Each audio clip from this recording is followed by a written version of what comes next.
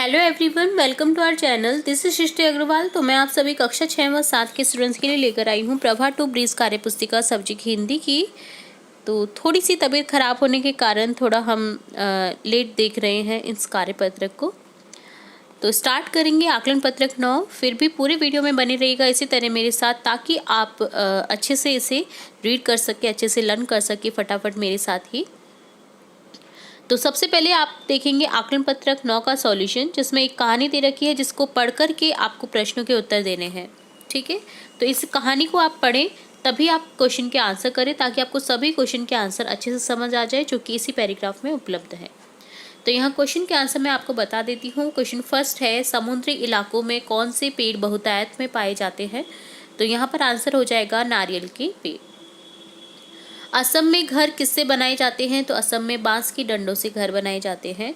पहाड़ों में किन किन चीज़ों से बनाए जाते हैं? जो घर होते हैं वहाँ पर किस किन चीज़ों से बनाए जाते हैं? तो वहाँ पर पत्थर व स्लेट से बनाए जाते हैं। पहाड़ी क्षेत्रों में घरों की छतें ढलवा क्यों बनाई जाती हैं? ताकि पानी या बर्फ जल्दी नीचे गिर जाए। तो आप देखते होंगे वहाँ पर बर्फबारी बहुत ज़्यादा होती है, बरसात भी काफ़ी होती है, तो इसलिए वहाँ की छत जो होती है वो ऊपर से तिकोनी बनाई जाती है, ढलवानुमा बनाई जाती है, ताकि जो बर्फ़ होता है या फिर पानी होता है वो जल्दी से नीचे गिर जाए, छत पे ठहरे ना। नेक्स्ट क्वेश्चन फिफ्थ है, दिए गए शब्दों से वाक्य बनाएं, जिसमें कै है चोटीनुमा, जिससे वाक्य बनाएंगे। नेपाल में चोटीनुमा घर व मंदिर बनाए जाते हैं। झील, उदयपुर में पिछोला झील प्रसिद्ध है। समुद्र, गोवा समुद्र किनारे बसे हुए है। पत्थर, राजू ने पत्थर तराश कर मूर्ति बनाई। सरकंडे, तो यहाँ लिखेंगे महिलाएं सरकंडे से झाड़ू बना रही हैं। ठीक है, सरकंडे झाड़ू बनाने में यूज की जाती है। तो ये था आकलन पत्रक 9 का सॉल्यूशन। अब देखेंगे कार्यपत्रक 56, जिसमें एक अनुच्छेद दे रखा है जिसको आपको रीड करना है, देन आप क्वेश्चन के आंसर करेंगे। तो यहाँ पर दे रखा है झीलों की नगरी उदयपुर के बारे में। तो आप इसे रीड करें ताकि आपको इसकी जो हिस्ट्री है वो पता चल सके कि किस तरह उदयपुर में जो झील है उनका निर्माण हुआ है, उदयपुर को क्यों कहा जाता है झीलों की नगरी। अब क्वेश्चन देखेंगे हम। क्वेश्चन फर्स्ट है, झीलों की नगरी कौन से शहर को कहा जाता है? तो यहाँ पर लिख देंगे झीलों की नगरी उदयपुर शहर को कहा गया है। उदयपुर की प्रसिद्ध दर्शनीय स्थलों के नाम लिखे, तो लिखेंगे फतेह सागर, सहेलों की बाड़ी, पिछोला झील, मोती मगरी आदि।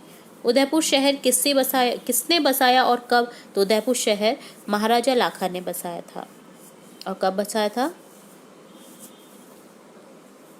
1559 में महाराजा उदय सिंह ने, सॉरी यहाँ पर आपको क्या लिखना है, उदयपुर शहर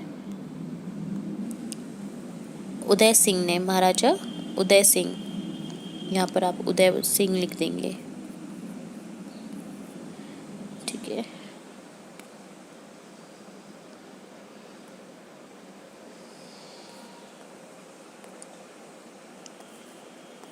तो उदय सिंह लिख देना है आपको। ठीक है, ये यहाँ पर आपको कट कर देना है, उदय सिंह लिखना है यहाँ पर। उदय सिंह ने 1559 में। ठीक है, तो ये आपको करेक्ट करना है यहाँ पर। नेक्स्ट सेकंड क्वेश्चन है, वाक्य बनाए। देश विदेश, उदयपुर शहर को देखने विदेश विदेश से पर्यटक आते हैं। खूबसूरत हवा महल एक खूबसूरत इमारत है। सैलानी, हजारों सैलानी जयपुर के जंतर मंतर में आते हैं। बंजारा जाति के लोग हमेशा एक जगह नहीं रहते हैं, वो घुमक्कड़ होते हैं, वो अपना घर एक जगह नहीं बसा के रखते हैं, वो घूमते रहते हैं। आकर्षण, ताजमहल पर्यटकों के आकर्षण का केंद्र है। हर क्वेश्चन है, पिछोला झील किसने बनवाई थी? तो पिछोला झील महाराजा लाखा ने बनवाई थी। ठीक है, आपको उदयपुर जाने का अवसर मिले तो आप वहां जाकर क्या क्या देखना चाहेंगे? तो लिखेंगे फतेह सागर, मोती मगरी, सहेलों की बाड़ी, पिछोला झील आदि देखना चाहेंगे। झीलों और नदियों को प्रदूषण से बचाने के लिए हमें क्या क्या करना चाहिए? तो उनमें गंदे पानी के नाले को नहीं छोड़ना चाहिए, मवेशियों को नहीं नहलाना चाहिए, कचरा नहीं डालना चाहिए। तो इस तरह से डन होता है कार्यपत्रक 56 का सॉल्यूशन। अब देखेंगे कार्यपत्रक 57, जिसमें एक कहानी दे रखी है, तो आप इसे रीड करें, देन आप क्वेश्चन के आंसर करें। तो यहाँ पर बता रखा है भालू के प्रकार के बारे में, भालू के बारे में। ठीक है, तो आप इसे ज़रूर से रीड करें ताकि आपको काफ़ी सारी चीज़ों की नॉलेज भी मिल सके। तो यहाँ क्वेश्चन फर्स्ट देखेंगे, सफ़ेद रंग के भालू कहाँ पाए जाते हैं और इन्हें किस नाम से जाना जाता है। तो यहाँ लिखेंगे सफ़ेद रंग के भालू बर्फीले प्रदेश में पाए जाते हैं, इन्हें पोलर बियर के नाम से भी जाना जाता है। सफ़ेद भालू की त्वचा कैसी होती है? मोटी, ताकि उन्हें ठंड न लगे क्योंकि वो बर्फ़ में रहते हैं। जो बर्फ़ में रहने वाले जानवर होते हैं उनकी खाल मोटी होती है, उनके ऊपर घने बाल भी रहते हैं। तो आपने देखा होगा याक रहता है, पोलर बियर रहते हैं, ठीक है। थर्ड है, सोने और खाने के शौकीन होते हैं कौन? भालू, ठीक है। भालू को सोना और खाना बहुत पसंद होता है। किस कारण से भालू की संख्या कम होती जा रही है? ग्लोबल वार्मिंग की वजह से भालू की संख्या कम होती जा रही है। भालू के स्वभाव की विशेषताओं के बारे में लिखिए। तो भालू खाने और सोने के शौकीन होते हैं, इनकी नज़र तेज होने से अपने शिकार को दूर से ही देख लेते हैं। सफ़ेद भालू तैरने में भी कुशल होते हैं। काले भालू और पोलर बियर में क्या अंतर है? तो काले भालू काले रंग के बालों वाला भूमि पर कहीं भी रह सकता है, जबकि पोलर बियर सफ़ेद रंग का बर्फीले प्रदेश में पाए जाते हैं। भालू का प्रिय भोजन क्या है? भालू का प्रिय भोजन सील मछली है। भालू को सील मछली बहुत पसंद होती है। तो ये था कार्यपत्रक 57 का सॉल्यूशन। अब देखेंगे कार्यपत्रक 58, जिसमें अगेन हमें एक प्रामाणिक सामग्री दे रखी है, तो इसे आपको पढ़ना है, ठीक है। इसे पढ़ करके आपको क्वेश्चन के आंसर करने हैं, जो कि इन्हीं में आपको मिल जाएंगे आंसर। तो यहाँ पर चलिए देखते हैं आंसर, आप इसे रीड करिएगा केयरफुली। फर्स्ट क्वेश्चन में ए है, अंगों की गति किसके द्वारा होती है? अंगों की गति मांसपेशियों द्वारा होती है। ऑप्शन ख को करेक्ट करेंगे। हम अपनी इच्छा अनुसार किसे सिकोड़ या फैला सकते हैं? मांसपेशियों को। ऑप्शन ग करेक्ट करेंगे। मांसपेशियों द्वारा कौन सी क्रियाएं की जाती है? तो चलना, दौड़ना, झुकना, उठना, ये सभी क्रियाएं होती हैं। तो यहाँ उपरोक्त सभी को टिक कर देंगे। सेकंड क्वेश्चन है, व्यायाम करना क्यों आवश्यक है? तो यहाँ पर देखेंगे, व्यायाम करने से मांसपेशियों में गतिशीलता बनी रहती है, जिससे वे सशक्त बनती है। क्या हमें योगासन भी करना चाहिए? लिखिए हाँ, योगासन करने से शरीर स्वस्थ, मांसपेशियाँ जो होती है वो सशक्त बनती है और समझ पड़ती है। थर्ड क्वेश्चन है, वाक्यों में से विशेषण शब्द छांट करके लिखिए। मुझे सफ़ेद घोड़ा अच्छा लगता है। तो यहाँ पर विशेषण है सफ़ेद। मैंने आपको कई बार पहले भी बता चुकी हूँ कि जो संज्ञा सर्वनाम की विशेषता बताते हैं वो शब्द कहलाते हैं विशेषण। यहाँ पर घोड़ा क्या है? संज्ञा नाम है। तो यहाँ पर घोड़े की विशेषता है कि वो सफ़ेद है, तो सफ़ेद क्या हो जाएगा यहाँ पर? विशेषण। हलवाई ने 10 किलो लड्डू बनाए। 10 किलो क्या है यहाँ पर? लड्डू की विशेषता। पिताजी कुछ खिलौने लाए, तो कुछ यहाँ पर विशेषता है खिलौनों की। मुझे लाल गुलाब पसंद है। गुलाब का विशेषता है होगी यहाँ पर लाल। दिवाली के मेले में बहुत भीड़ थी। तो भीड़ कितनी थी? बहुत, ठीक है। तो यहाँ पर हो जाएगा बहुत, यहाँ पर विशेषण हो जाएगा, ठीक है। तो यहाँ पर आपको बहुत ही लिखना है, भीड़ को नहीं लिखना है, ठीक है। अब देखेंगे कार्यपत्रक 59, जिसमें अगेन हमें एक प्रामाणिक सामग्री पढ़ करके देखनी है, और इसे पढ़ेंगे तभी आप आगे क्वेश्चन के सॉल्यूशन जो है वो देखें।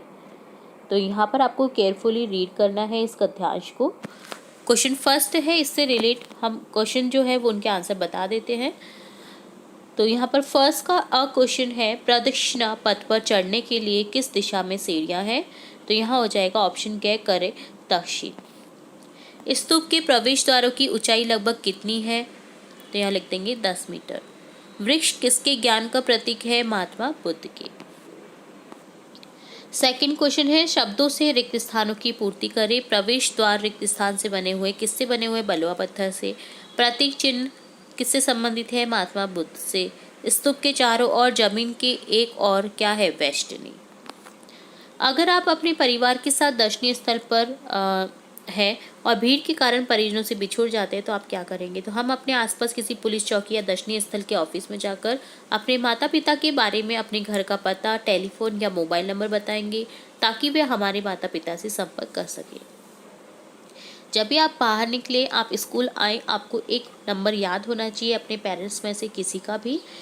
तो उस नंबर के थ्रू अगर आप कभी गुम भी हो जाते हैं या आप कहीं भटक जाते हैं, तो आप उस नंबर को किसी से भी डायल करवा करके अपने पेरेंट्स तक पहुंच सकते हैं, ठीक है। तो आपको नंबर ज़रूर ध्यान होना चाहिए, अपने पेरेंट्स का नेम पता होना चाहिए और अपने घर का पता भी होना चाहिए। तो ये था कार्यपत्रक 59 का सॉल्यूशन आप देखेंगे आकलन पत्रक 10, जिसमें एक कहानी है, आप इस कहानी को पढ़िए, देन क्वेश्चन के आंसर करिए। छत्रपति शिवाजी टर्मिनल के बाहर बोर्ड पर लिखा होता आमची मुंबई, इसका मतलब क्या है? आमची मुंबई अर्थात हमारी मुंबई। आमची जो है वो शब्द है मराठी लैंग्वेज का। मुंबई शहर का नाम किस देवी के नाम पर पड़ा? मुंबा देवी के नाम पर। महाराष्ट्र की सीमा से कौन कौन से राज्य जुड़े हुए हैं? गुजरात, कर्नाटक, गोवा, तेलंगाना, छत्तीसगढ़ और मध्य प्रदेश। मुंबई भारतीय चलचित्र का जन्म स्थान है, इसे किस उपनाम से जाना जाता है? तो इसे बॉलीवुड उपनाम से भी जाना जाता है। मुंबई के लोग खाने में क्या पसंद करते हैं? भेलपुरी और बड़ा पाव, जो कि यहाँ पर आपको हर स्टॉल पर देखने को मिल ही जाएगा। सागर और नदी में क्या अंतर है? सागर बहुत बड़ा जबकि नदी अपेक्षाकृत छोटी होती है। नदी पहाड़ों से निकलकर बहते हुए सागर में मिल जाती है। नदी का पानी मीठा जबकि सागर का पानी खारा होता है। मुंबई में गणेश चतुर्थी का त्योहार बड़े ही हर्षोल्लास के साथ मनाया जाता है। उसी प्रकार आपके शहर में कौन कौन से त्योहार मनाए जाते हैं? तो मुंबई में जैसा कि आपको सभी को पता है गणेश चतुर्थी कल थी,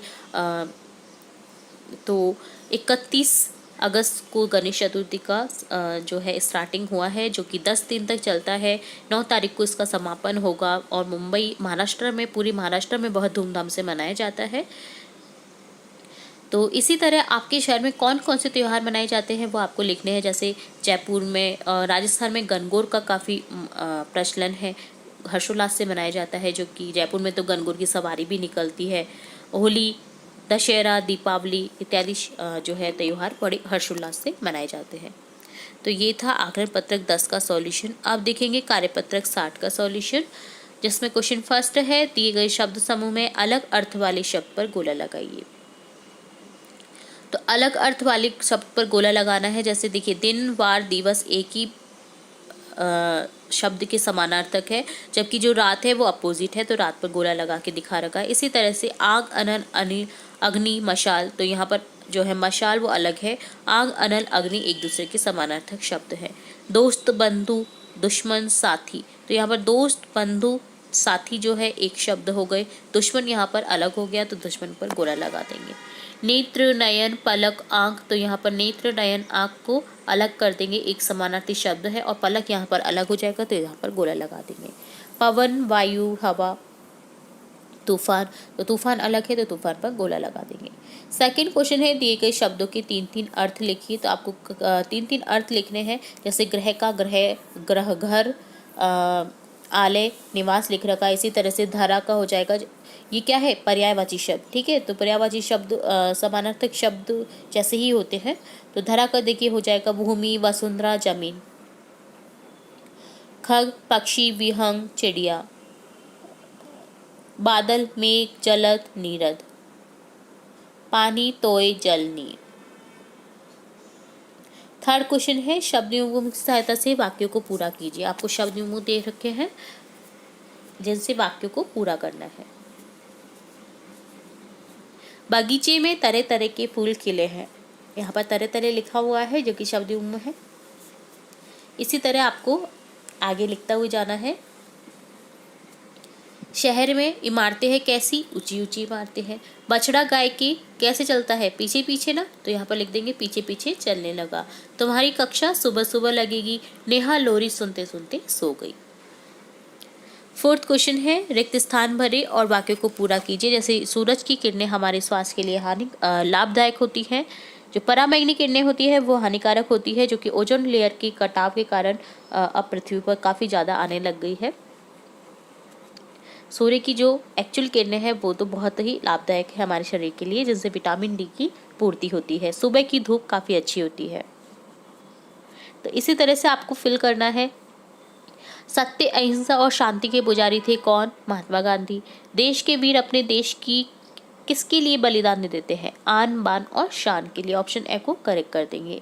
गंगा, यमुना भारत की पवित्र क्या है? नदियाँ हैं, ठीक है। तो ऑप्शन द करेक्ट हो जाएगा।